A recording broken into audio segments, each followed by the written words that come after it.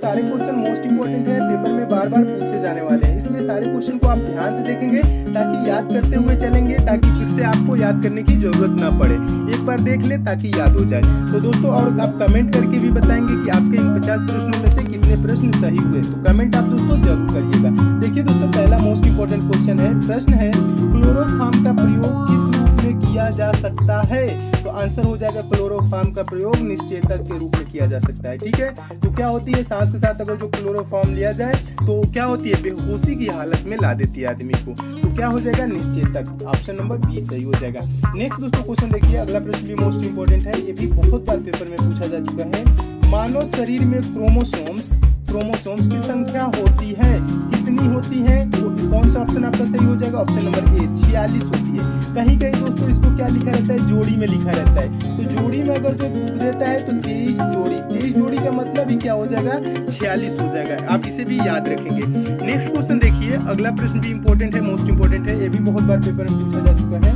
प्रश्न है BCG टीके किस रोग के विरोध में लगाए जाते हैं? तो आंसर हो जाएगा ऑप्शन नंबर बी राइट हो जाएगा, ट्यूबरकुलोसिस यानी क्षय रोग, जिसे क्या कहा जाता है, तपेदिक भी कहा जाता है, टीबी भी कहा जाता है। तो टीबी भी लिखा रहे या तपेदिक लिखा रहे या क्षय रोग लिखा रहे या ट्यूबरकुलोसिस लिखा रहे, तो इन चारों वर्डों में आपको कंफ्यूज नहीं होना है, आप सही ऑप्शन टिक करेंगे। ठीक है, BCG के टीके किसके लिए लगाए जाते हैं? तो ट्यूबरकुलोसिस हो जाएगा, क्षय रोग, टीबी, तपेदिक, सब एक ही चीज है। ठीक है, इसमें आप कंफ्यूज नहीं होंगे। अगला दोस्तों प्रश्न देख लीजिए, मोस्ट इंपोर्टेंट भी है, चेचक के टीके की खोज सर्वप्रथम किसने की थी? तो आंसर हो जाएगा ऑप्शन नंबर सी राइट हो जाएगा, एडवर्ड जेनर ने। ऑप्शन नंबर सी राइट हो जाएगा, ये भी याद रखेंगे। नेक्स्ट दोस्तों क्वेश्चन देखिए, मोस्ट इंपोर्टेंट है, पेस मेकर का संबंध है, पेस मेकर का संबंध किससे है? तो हृदय से है। ऑप्शन नंबर डी सही हो जाएगा। नेक्स्ट क्वेश्चन भी मोस्ट इंपोर्टेंट है, मानव रक्त का पीएच लगभग होता है, यानी कि पीएच मान कितना होता है? ये बहुत बार पेपर में पूछा जा चुका है, तो ऑप्शन नंबर बी राइट हो जाएगा, 7.4 होता है। ठीक है, पीएच मान कितना होता है, 7.4। और पूछ लिया जाता है मनुष्य के शरीर में कितना रक्त होता है? तो लगभग 5 से 6 लीटर, ये भी याद रखेंगे। ठीक है, ये भी प्रश्न इंपॉर्टेंट है। नेक्स्ट क्वेश्चन देखिए, अगला प्रश्न क्या है, अगला प्रश्न है, निम्नलिखित में से कौन सा मानव रक्त का घटक नहीं है? तो मानव रक्त का घटक कौन सा नहीं है? तो देखेंगे डीएनए दिया हुआ है, प्लाज्मा दिया है, ये तो रक्त का घटक है। आरबीसी मतलब लाल रुधिर कणिका, प्लेटलेट्स, ये सब क्या है, तीनों मानव रक्त के घटक हैं। लेकिन डीएनए आपका ये क्या है, डीएनए पता है, आनुवंशिक पदार्थ है डीएनए, तो इसलिए मानव रक्त का घटक नहीं है। तो कौन सा ऑप्शन सही हो जाएगा? ऑप्शन नंबर ए सही हो जाएगा, इसे भी याद रखेंगे। अगला प्रश्न देख लीजिए, अगला प्रश्न भी मोस्ट इंपोर्टेंट है, किस स्तनधारी के पास उड़ने के लिए पंख होता है? तो चूहिया नहीं, इसके पास पंख नहीं होता। चमगादड़ हाँ, स्तनधारी भी है और उड़ने के लिए पंख भी होता है। और व्हेल है, शेरनी है। ठीक है, तो कौन सा हो जाएगा? ऑप्शन नंबर बी सही हो जाएगा, इसे भी याद रखेंगे। अगला प्रश्न देख लीजिए, दूध से दही में स्कंदित करने वाला एंजाइम है, मोस्ट इंपोर्टेंट है, बहुत बार पेपर में पूछा जा चुका है, तो ऑप्शन नंबर ए राइट हो जाएगा, रेनिन। दूध से दही में स्कंदित करने वाला एंजाइम रेनिन है, इसे भी याद रखेंगे। नेक्स्ट क्वेश्चन देख लीजिए, मोस्ट इंपोर्टेंट प्रश्न ये भी है, ये भी बहुत बार पेपर में पूछा जा चुका है, हमारे शरीर में नमक की मात्रा कितनी होती है? 1%, 2%, 0.4%, 0.6%। तो आपका आंसर हो जाएगा ऑप्शन नंबर सी राइट हो जाएगा, 0.4%। हमारे शरीर में नमक की मात्रा क्या होती है? 0.4%, याद रखेंगे। नेक्स्ट दोस्तों क्वेश्चन देखिए, अगला प्रश्न क्या है, अगला प्रश्न भी मोस्ट इंपॉर्टेंट है, सूर्य से ऊर्जा उत्सर्जित होती है तो किससे होती है? तो आंसर हो जाएगा नाभिकीय संलयन से। ऑप्शन नंबर ए सही हो जाएगा। नेक्स्ट क्वेश्चन देखिए, ये भी इंपॉर्टेंट प्रश्न है, ये भी बहुत बार पेपर में पूछा जा चुका है, बंद कमरों में स्टोव और अंगीठी का प्रयोग न करने की सलाह निम्नलिखित कारण से दी जाती है? क्योंकि जब अंगीठी जलाते हैं तो क्या होता है, उसके धुएं में कार्बन मोनोऑक्साइड गैस फैलती है, तो ऑप्शन नंबर सी हो जाएगा, कार्बन मोनोऑक्साइड गैस के कारण, जिससे बहुत ही जहरीली गैस होती है, जिससे आदमी की मृत्यु भी हो सकती है। इसलिए बंद कमरों में स्टोव और अंगीठी नहीं जलाने की सलाह दी जाती है। ठीक है, इसे भी याद रखेंगे। नेक्स्ट क्वेश्चन देखिए क्या कह रहा है, ये निम्नलिखित का मिलान करें एवं सही विकल्प का चयन कीजिए। तो सूची फर्स्ट दिया हुआ, सूची सेकंड, मिलान करना है। देखिए मिलान कैसे करना है, मिलान करना आपको बता दे रहे हैं। देखिए यहाँ पे लिखा है ठोस कार्बन डाइऑक्साइड और इधर आपका 4 दिया हुआ है, 1 2 3 4।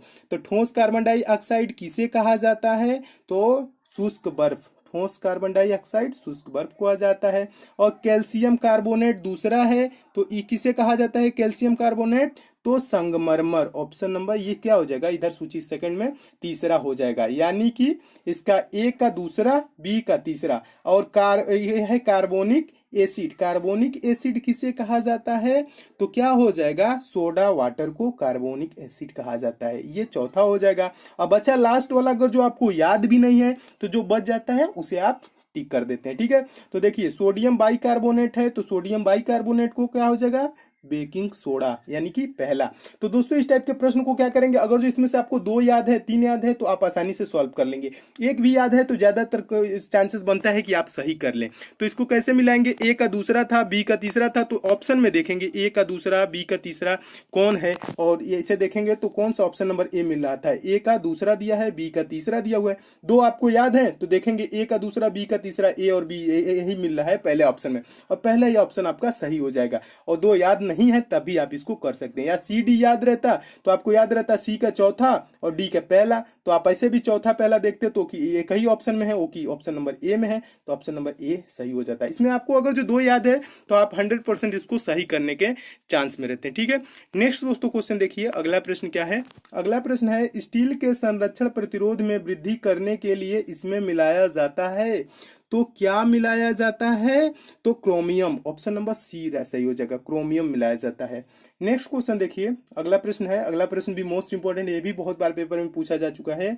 किस अम्ल का उपयोग सीसा संचायक बैटरी में किया जाता है? सीसा संचायक बैटरी में किया जाता है, तो आंसर हो जाएगा सल्फ्यूरिक अम्ल। ये बहुत बार पेपर में प्रश्न पूछा जा चुका है और मैं भी इसको 2-3 बार दोस्तों रिपीट करा चुका हूँ।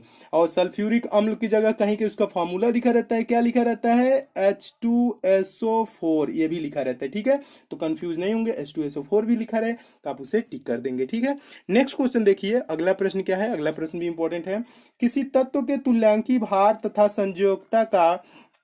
संयोजकता का गुणनफल किसके बराबर होता है? तो आंसर हो जाएगा परमाणु भार के बराबर। ऑप्शन नंबर सी सही हो जाएगा। अगला प्रश्न देखिए, अगला प्रश्न क्या है, अगला प्रश्न भी इंपॉर्टेंट है। दृष्टि का हाइपरमेट्रोपिया यानी दृष्टि का हाइपरमेट्रोपिया यानी दूरदृष्टि दोष, हाइपरमेट्रोपिया को क्या कहा जाता है, हाइपरमेट्रोपिया को क्या कहा जाता है, दूरदृष्टि दोष किसके कारण यानी किसके प्रयोग से ठीक किया जा सकता है, यानी कि दूरदृष्टि दोष किसके प्रयोग से। तो ये आपको मैं पहले ही वीडियो में बता चुका हूं, याद भी करने का तरीका बता चुका हूं, कैसे इसे आप याद रखेंगे। तो दूरदृष्टि दोष को उत्तल लेंस के द्वारा ठीक किया जा सकता है। ठीक है, उत्तल लेंस किस ऑप्शन में है, तो उत्तल लेंस आपका ऑप्शन नंबर डी है। ठीक है, तो उत्तल लेंस और पूछ ले निकट दृष्टि दोष, तो निकट अवतल लेंस के द्वारा, दोनों याद रखेंगे, उत्तल से दूर और निकट के लिए क्या हो जाएगा, अवतल, दोनों याद रखेंगे, दोनों पूछा जाता है। नेक्स्ट देख लीजिए, अगला प्रश्न क्या है। डायोड वह प्रयुक्ति है जो धारा को एक दिशा में प्रवाहित होने देती है। ऑप्शन नंबर ए सही हो जाएगा, जो धारा को एक दिशा में प्रवाहित होने देती है, इसे भी याद रखेंगे। अगला प्रश्न देखिए, अगला प्रश्न भी मोस्ट इंपॉर्टेंट है, ये भी बहुत बार पेपर में पूछा जा चुका है। बाइट कंप्यूटर की भंडारण क्षमता दर्शाने का कार्य करता है। एक बाइट में डॉट बिट्स होते हैं, एक बाइट में कितने बिट्स होते हैं, 8 बिट्स होते हैं। अब प्रश्न पूछा जाता है एक निबल में कितने बीट होता है, तो एक निबल में 4 बीट होता है। ठीक है, और एक बाइट में 8 बिट्स होते हैं, ये दोनों याद रखेंगे। ठीक है, अगला प्रश्न देखिए, अगला प्रश्न भी आपका मिलान से संबंधित है। क्या है प्रश्न, वैज्ञानिकों का नाम उनके आविष्कारों से मिलान कीजिए। वैज्ञानिक हैं जी मार्कोनी, तो जी मार्कोनी का ने आविष्कार किसका किया था, तो ऑप्शन में क्या दिया है, ग्रामोफोन, रेडियो, टेलीविजन और टेलीफोन। तो जी मार्कोनी क्या, तो जी मार्कोनी हो जाएगा रेडियो, ये आपका दूसरा हो जाएगा, जी मार्कोनी रेडियो। और जेएल बेयर्ड मोस्ट इंपॉर्टेंट है, जेएल बेयर्ड बहुत बार पूछा जा चुका है, तो इनका हो जाएगा जेएल बेयर्ड किसके आविष्कारक है, टेलीविजन, टीवी के, तो ये तीसरा हो जाएगा। और अलेक्जेंडर ग्राहम बेल किसके आविष्कारक हैं, तो आप ऑप्शन पढ़ेंगे तो ऑप्शन नंबर डी आपका ये वाला चौथा सही हो जाएगा, टेलीफोन के, यानी कि चौथा हो जाएगा इनका। ठीक है, और थॉमस अल्वा एडिसन, तो थॉमस अल्वा एडिसन बच गया, ये कौन, ग्रामोफोन, तो ग्रामोफोन के थॉमस अल्वा एडिसन ये हो जाएगा। तो यानी कि ए का दूसरा, बी का तीसरा और सी का चौथा और थॉमस अल्वा एडिसन चौथे का पहला। ऐसे आप क्या करेंगे, इसमें अगर जो आपको दो ही याद रहे तो आप ऑप्शन में ढूंढ के मार सकते हैं सही आंसर। ठीक है दोस्तों, मैं उम्मीद करता हूं दोस्तों आप इस टाइप के प्रश्नों को अच्छे से सॉल्व कर लेंगे और इसमें आप देख के आसानी से सॉल्व भी कर लेंगे कौन सा ऑप्शन सही होगा। नेक्स्ट दोस्तों क्वेश्चन देखिए, अगला प्रश्न क्या है, वह कौन सा बल है जिसके कारण पिंड धरती से केंद्र की ओर खींचा चला आता है। तो कौन सा बल है, गुरुत्वाकर्षण बल, ऑप्शन नंबर ए सही हो जाएगा, ये तो आपको पता होगा।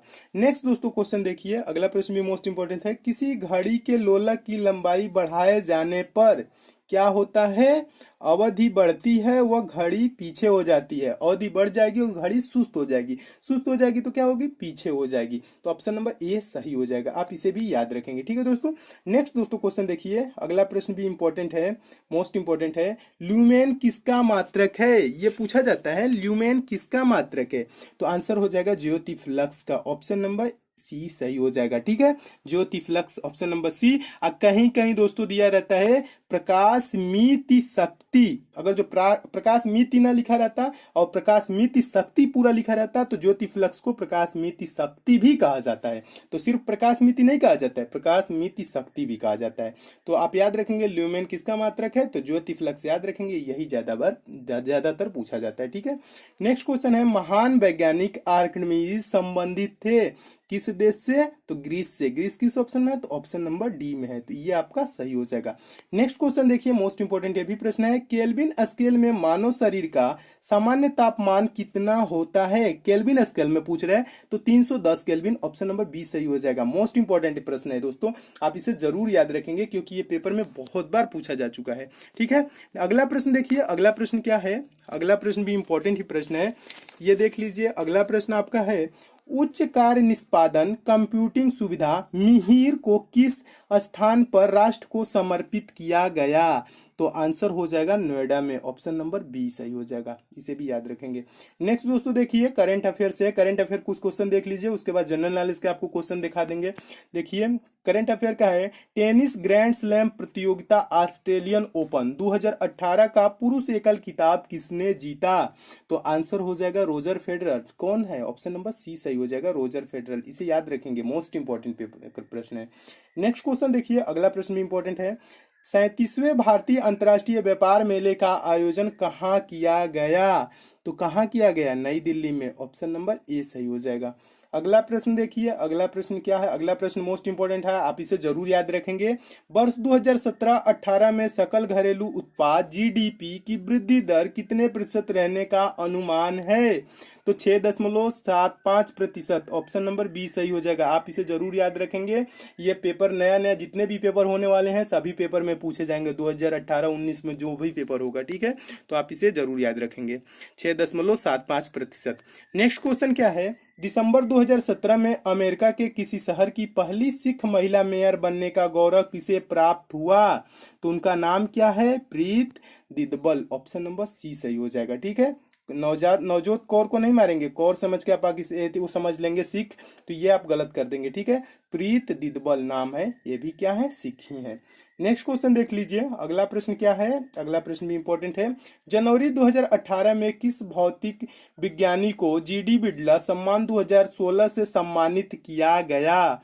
तो इनका नाम क्या है, professor Umesh B Waghmare, option number C सही हो जाएगा, आप इन्हें भी याद रखेंगे। नेक्स्ट क्वेश्चन क्या है, अगला प्रश्न देख लीजिए, मोस्ट इंपॉर्टेंट है, ये भी बहुत बार पेपर में पूछा जा चुका है, भारतीय संसद ने बालकों के लिए निःशुल्क एवं अनिवार्य शिक्षा का अधिकार अधिनियम किस वर्ष में पारित किया। प्रश्न क्या कह रहा है, देखिए, निःशुल्क एवं अनिवार्य शिक्षा का अधिकार अधिनियम किस वर्ष में पारित किया, पूछ रहे हैं ना, तो वर्ष आपका कौन सा हो जाएगा, वर्ष 2009 हो जाएगा। ये वर्ष 2009 में पारित किया गया, और कह ले कि लागू कब किया गया, तो 1 अप्रैल दोस्तों, 1 अप्रैल याद रखेंगे, 1 अप्रैल 2010, 1 अप्रैल 2010 से को लागू किया गया, ये भी याद रखेंगे। लागू पूछे तो 1 अप्रैल 2010, और पारित कब किया गया, तो वर्ष 2009 में, दोनों याद रखेंगे। ठीक है, नेक्स्ट क्वेश्चन देखिए, अगला प्रश्न भी इंपॉर्टेंट है, मोस्ट इंपॉर्टेंट है।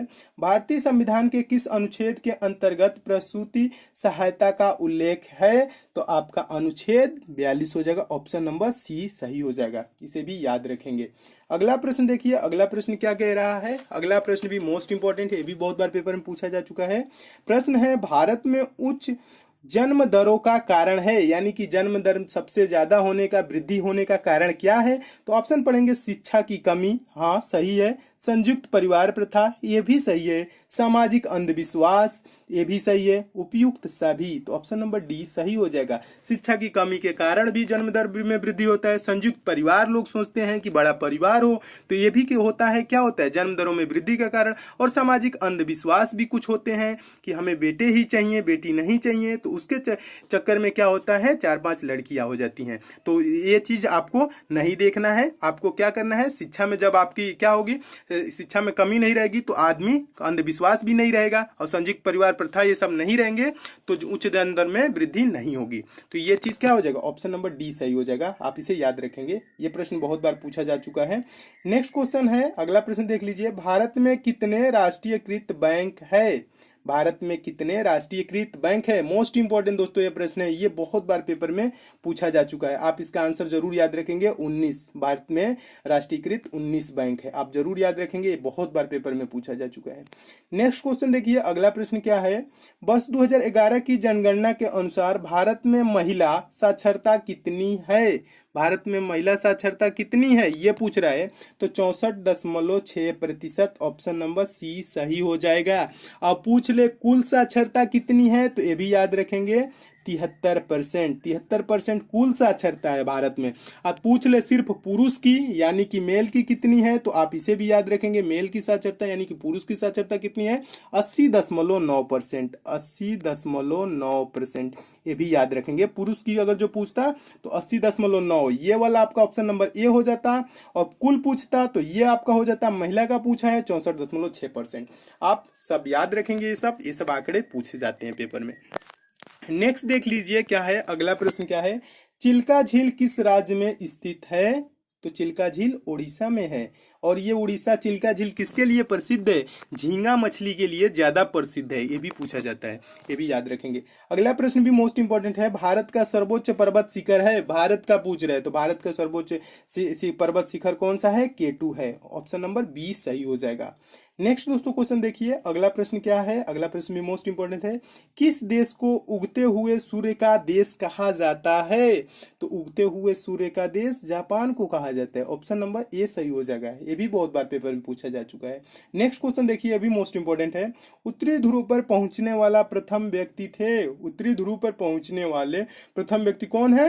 तो Robert Pierre, option number C सही हो जाएगा। इसीलिए दोस्तों कहते हैं खूब ज्यादा पढ़िए, जितना ज्यादा आप पढ़ेंगे क्वेश्चन आपको रिपीट होते हुए मिलेंगे, और जितने ज्यादा आपके पास सामने क्वेश्चन रिपीट होंगे, बार बार आएंगे, तो आपका उसका आंसर रट जाएगा, और पेपर में वो सब क्वेश्चन देखेंगे तो आपको सोचना भी नहीं करेगा कि कौन सा ऑप्शन होगा, तुरंत सही करेंगे और आपका नंबर ज्यादा होने लगेगा। इसीलिए दोस्तों क्वेश्चन को रिपीट होने दीजिए और आप खूब ज्यादा पढ़ते रहिए, ताकि इस क्वेश्चन आपके नजरों के सामने से कितने बार चला जाए, 100 बार, 50 बार, 100 बार, 200 बार चल जाने दीजिए, जितने बार जा रहा है, और क्वेश्चन आप नया भी पढ़ते रहिए और पुराने भी क्वेश्चन को देखते रहिए। जो पुराने वीडियो हैं वो भी आप जरूर देखिएगा, क्योंकि कुछ भूलिएगा नहीं, क्योंकि एग्जाम टाइम में क्या होता है, कंफ्यूजन ज्यादा हो जाती है और भूलने लगते हैं, तो आप पुराना भी रिवाइज करते रहेंगे, तो इससे क्या होगा, आप भूलेंगे नहीं। ठीक है, तो पुराने क्वेश्चन को भी आप अच्छे से याद कर लीजिएगा। अगर जो नोट्स बनाए होंगे तो नोट्स को आप पढ़ते रहिएगा, और नोट्स को आपको कैसे पढ़ना है ये भी मैं आपको बता देता हूं। आपको ये नहीं रटना नहीं है कि आपका पहला प्रश्न है उसको और जब तक रटेंगे याद नहीं हो जाए तब तक रटेंगे, नहीं।